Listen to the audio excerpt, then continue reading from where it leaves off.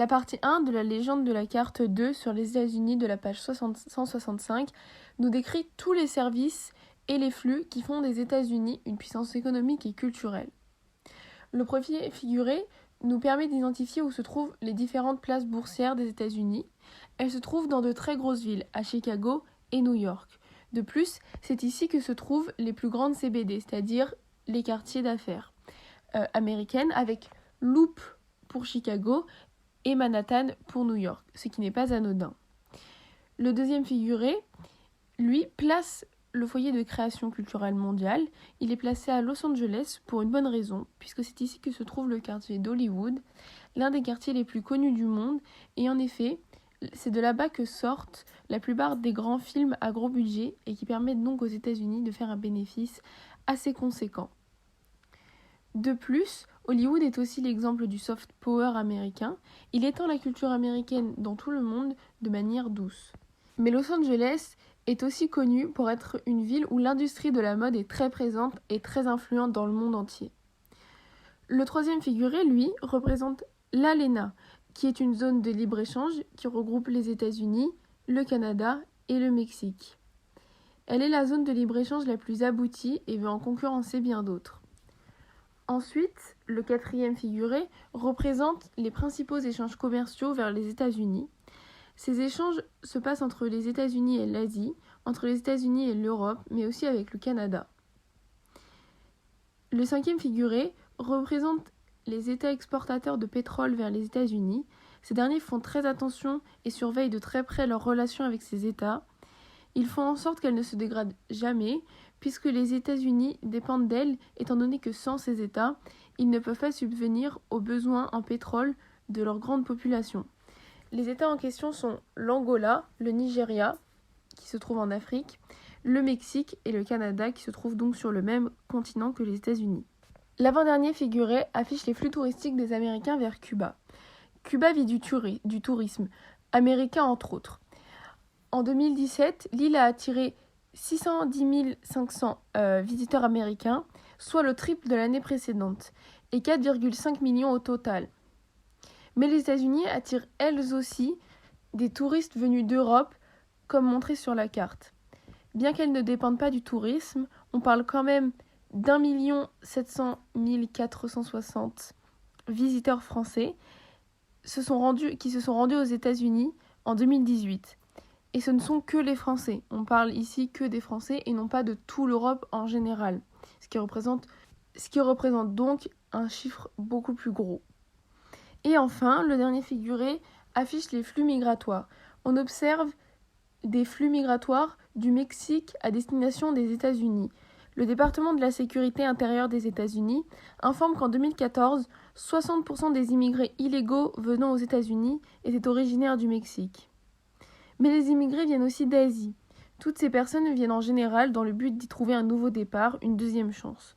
Mais hormis les immigrés illégaux, certains viennent seulement pour effectuer leur travail dans un pays différent. En conclusion, beaucoup de raisons poussent les gens à immigrer vers d'autres pays. Et n'oublions pas que l'Amérique représente l'American Dream qui en fait rêver plus d'un. Et qui pousse donc les gens à déménager, à immigrer vers l'Amérique pour y trouver une seconde chance, une nouvelle vie et sortir, peut-être avoir la chance de sortir de la pauvreté et dans le cercle vicieux dans lequel ils vivent. Avec cette carte représentée ici, les États-Unis, une superpuissance mondiale, je vais vous montrer comment les États-Unis ont une puissance militaire. Leur siège de pouvoir politique et militaire se trouve dans leur capitale à Washington. Le siège politique et militaire est situé à la capitale à Washington. C'est le département exécutif du gouvernement américain qui fournit les forces militaires pour la défense des États-Unis. On constate que les principales bases militaires américaines sont dispersées sur tous les continents, et principalement l'Europe et l'Asie du Sud-Est, sauf l'Antarctique évidemment. Puis, leur base militaire, qui se situe en tout lieu et sur pratiquement tous les continents, comme par exemple avec le Japon sur le continent de l'Asie, l'Arabie Saoudite sur le Moyen-Orient, l'Australie, l'Espagne sur le continent de l'Europe, ainsi que la Somalie sur l'Afrique. nous pouvons déjà constater que les États-Unis ont dispersé leurs bases militaires sur la carte du monde. Cela se poursuit aussi avec les flottes américaines qui, elles, sont déployées sur de nombreux océans, comme celui de l'Atlantique, l'océan Indien, l'océan Pacifique, mais encore la mer Méditerranée. Le fait qu'on puisse retrouver les États-Unis partout dans le monde leur permet de disperser leur pouvoir et leur puissance. Et la flotte marine américaine qui est déployée en permanence. On compte 6 flottes au total qui sont toutes positionnées stratégiquement sur les routes du pétrole qui traversent le détroit de Bab el-Mandeb, séparant ainsi le Djibouti situé en Afrique du Yémen à la péninsule arabique, ou celui d'Ormuz situé dans le golfe Persique séparant ainsi les Émirats arabes unis et l'Oman avec l'Iran, ce qui témoigne donc de la puissance militaire des États-Unis, qui possède à la fois une puissance aérienne et marine. Elle est renforcée et omniprésente. Contrairement à la Russie, qui, après la chute de l'URSS en 1991, a vu sa puissance militaire s'écraser, les États-Unis, eux, ont fait une ascension fulgurante. On compte d'ailleurs des millions de militaires américains qui sont expatriés à travers le monde. Les États-Unis investissent énormément dans le budget de défense du pays. Leurs dépenses militaires en 2018 sont proches de 650 milliards de dollars, ce qui est énorme. On peut donc dire qu'ils imposent une sorte de suprématie aux autres pays. Les États-Unis sont un pays membre de l'OTAN ou encore l'organisation du traité de l'Atlantique Nord qui a été signé en 1949 au siège politique justement à Washington. C'est une organisation militaire et politique qui a pour obligation la sécurité et la défense collective signée par les pays signataires du traité de Washington dans le contexte de la guerre froide qui opposait l'URSS aux États-Unis. Qui plus est, les États-Unis participent à l'OTAN, l'organisation du traité d'Atlantique du Nord créée en 1949 qui aujourd'hui possède 30 membres. C'est une alliance des pays d'Europe et d'Amérique du Nord. Elle permet d'établir un lien entre ces deux continents et une bonne entente, ce qui crée une alliance, ainsi que de conduire ensemble des opérations multinationales. Les États-Unis ont aussi réussi à s'allier à de nombreux pays qui se trouvent sur tous les continents, comme par exemple le Maroc, le Kenya, l'Afrique du Sud, sur le continent de l'Afrique, le Brésil et l'Argentine sur le continent de l'Amérique du Sud, l'Égypte, les Émirats arabes et l'Arabie saoudite qui, elles, rapportent du pétrole aux États-Unis sur le Moyen-Orient, le Japon et la Thaïlande sur le continent de l'Asie, ainsi que l'Australie. Cela se montre aussi par leurs interventions militaires qui sont éloignées de leur territoire, comme pour l'Iran et l'Afghanistan. Cela prouve davantage leur puissance. Ils font des interventions militaires dans d'autres pays, comme l'Afghanistan ou bien l'Iran, comme le montre la carte. Cependant, ce sont des pays en guerre. Mais de cette manière, les États-Unis cherchent à montrer aux autres pays de quoi leur puissance militaire peut être capable. Ce qui fait des États-Unis un pays puissant et qu'on le retrouve partout dans le monde, sur tous les continents ainsi que les mers et les océans. Il est de même allié à de nombreux pays, ce qui prouve que les États-Unis ont non seulement une puissance militaire, mais aussi une puissance diplomatique. Ils sont donc une influence mondiale et c'est d'ailleurs la première puissance militaire mondiale. Les États-Unis sont une superpuissance mondiale et en conséquence, ils ont, comme tous les pays qui comptent, ils ont des concurrents et des opposants.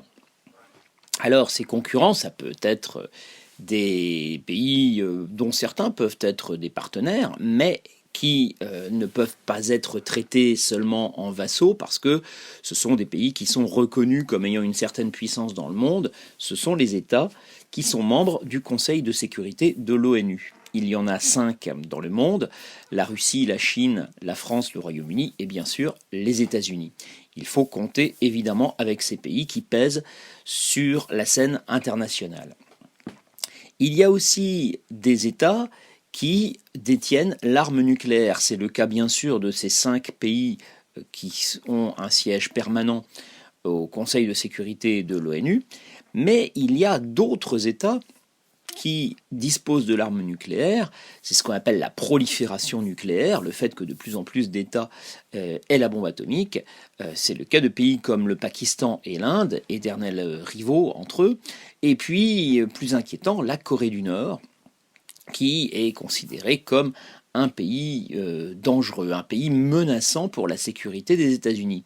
En effet, un certain nombre de pays sont considérés par les États-Unis comme ce qu'on appelle des États voyous, en anglais des rogue states, des États voyous qui sont des ennemis incontrôlables.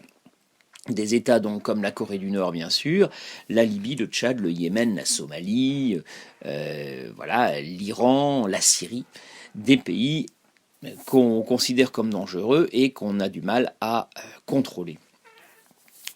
Une partie de ces pays notamment était visée par l'interdiction d'accueillir tout immigrant en provenance de ces pays-là par Donald Trump dès le début de sa présidence, une mesure qui a finalement été annulée. Alors, ça, ce sont des opposants, ce sont même des ennemis. Il y a des pays qui, sans être des ennemis, peuvent gêner les États-Unis. C'est le cas des États qui ont constitué l'ALBA. L'ALBA, c'est l'Alliance libre bolivarienne des Amériques. C'est une alliance qui a été initiée par le Venezuela. Le Venezuela d'Hugo Chavez dans les années 2000, Hugo Chavez qui avait décidé de faire du Venezuela un leader des opposants aux États-Unis. Alors certes, le Venezuela continue à vendre du pétrole aux États-Unis et a bien besoin du client américain, mais il veut s'affirmer comme un leader mondial de ceux qui contestent l'hégémonie américaine, et c'est pour cela que Hugo Chavez a essayé avec d'autres États de gauche de l'Amérique latine, comme Cuba, comme le Nicaragua d'Ortega, comme la Bolivie d'Evo Morales. Il a essayé de constituer un début d'alliance qui serait une alternative aux alliances qui sont associés aux États-Unis. Il est un peu trop tôt pour dire où on en est dans l'ALBA, si ça donnera lieu à de véritables échanges économiques et à de véritables alliances politiques. Il n'empêche que c'est un caillou dans la chaussure des États-Unis parce que c'est une alliance constituée contre les États-Unis dans un espace qui est considéré par les États-Unis comme son étranger proche, l'Amérique latine, un espace que les États-Unis prétendent contrôler sans partage. Plus puissant, il y a l'Organisation de coopération de Shanghai. Cette organisation associe la Russie, la Chine, le Pakistan, l'Inde, d'autres pays comme le Kazakhstan, mais le principe de cette organisation vise à assurer la stabilité de l'Asie. Cette organisation associe des pays qui contestent l'hégémonie américaine et qui, sans forcément constituer une véritable alliance militaire, entre la Chine et l'Inde par exemple, ou entre l'Inde et le Pakistan, on peut difficilement se considérer comme des alliés, mais ces pays-là entendent coopérer ensemble pour assurer la stabilité de l'Asie, en dehors du contrôle des États-Unis.